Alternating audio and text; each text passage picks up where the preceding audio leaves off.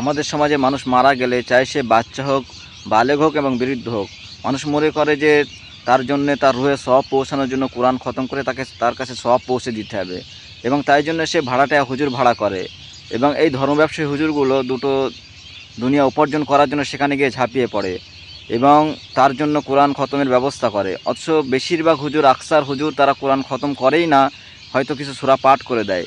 এবং যে কোরআন খতম করে সওয়াব পৌঁছানোর ব্যবস্থা আমরা করছি, সেই কোরআনুল কারিমের একটা আয়াতও এই মেসেজ দিচ্ছে না যে মানুষ মারা গেলে তার জন্য সওয়াব পৌঁছে দিতে হবে কোরআন পাঠ করে।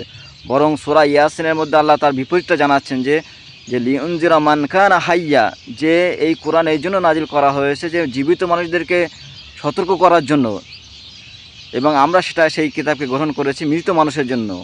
এবং সূরা ইব্রাহিমের প্রথম আয়াতে আল্লাহ তাআলা জানাচ্ছেন যে আলিফ লাম র কিতাবুন আনজালনাহু ইলাইকা লিতুখরিজান নাসা মিনাজ যুলুমাতি ইলান নূর। হে নবী, তোমার উপর এই কিতাব এই জন্য নাজিল করা হয়েছে যে লিতুখরিজান নাসা মিনাজ যুলুমাতি ইলান নূর, মানুষদেরকে অন্ধকার থেকে আলোর পথে নিয়ে আসার জন্য।